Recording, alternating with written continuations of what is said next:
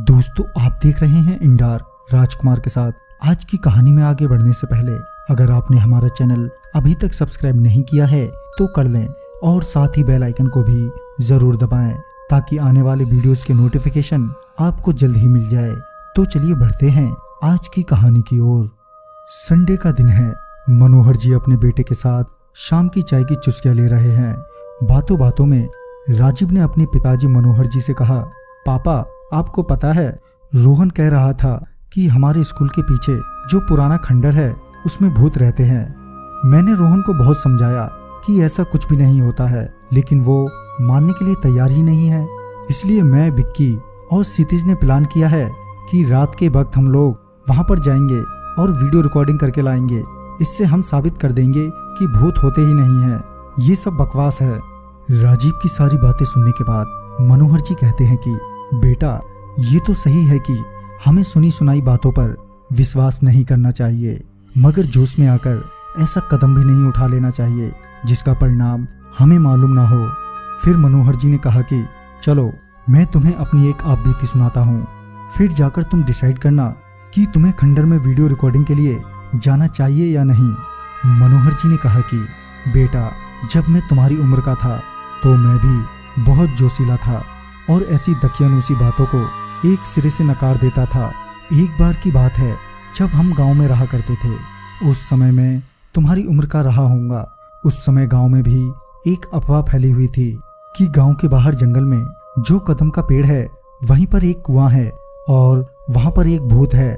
बहुत लोगों ने उस भूत को देखे जाने का दावा भी किया था, लेकिन मुझे विश्वास नहीं हो पाता था क्योंकि हम तो वहां से कई बार गुजरे थे। हाँ, मगर हम रात के समय कभी वहां अकेले नहीं गए। तभी हम दोस्तों ने जिद बांधी कि इस अंधविश्वास को हम लोग ही तोड़ेंगे।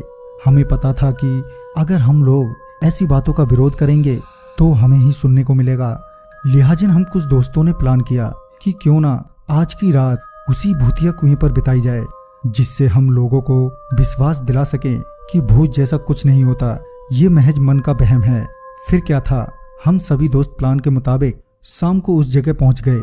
साथ ही हम लोगों ने खाने पीने का सामान भी ले लिया, मानो पिकनिक पर आए हों। जब देर रात हुई तो हमें थोड़ा डर लगने लगा, भूत से नहीं वहां हो रही हलचल से, मगर हम लोग अपने में ही मस्त थे कि तभी तीरन अचानक से कांपने लगा। उसकी आंख एकदम से बड़ी हो गई, मानो उसने कुछ भयानक देख लिया हो। फिर वो हमारे पीछे की ओर इशारा करने लगा।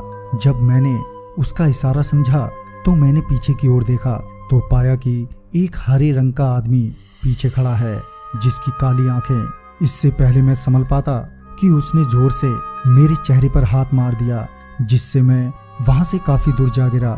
उसी दौरान मेरे दोस्त भी वहां से भाग खड़े हुए, मगर तीरन काफी घबरा गया था, जिस वजह से वह भाग नहीं पाया और उसी रात उस भूत ने उसकी जान ले ली। भागते वक्त मुझे उसकी चीखें सुनाई दे रही थी, मगर मैं कुछ नहीं कर सकता था। आज भी उसकी मौत का कारण मैं अपने आप को ही मानता हूँ। ये जो तुम मेरे चेहरे पर कट का निशान देख रहे हो, ये उसी शैतान के नाखूनों से बने थे जो आज भी मेरे उस हादसे को भूलने नहीं देते। तभी मनोहर जी अपने बेटे राजीव से कहते हैं, तो ये थी मेरी आप बीती। अब तुम ही बताओ, क्या तुम्हारा उस खंडर में जाकर ये पता करना जरूरी है कि वहाँ बाकी कोई भूत है या नहीं, और इससे तुम्हें क्या मिलेगा? राजीव अपने पिताजी की बात सुनकर समझ चुका था कि बिना वजह खतरा मोल लेना ठीक नहीं है, इसलिए राजीव ने वहां जाना कैंसिल कर दिया। तो दोस्तों मैं यही कहूँगा, भले ही आप ऐसी बातों पर विश्वास ना करें, मगर जोश में आकर ऐसे कदम भी ना उठाएं जिससे आपकी जान जोखिम में पड़ जाए। तो आप इन सभी बातों का ध्यान जरूर रखें। तो मैं आपका दोस्त राजकुमार जल्द ही मिलता हूँ एक नई वीडियो के साथ। तब तक के लिए बाय एंड टेक केयर।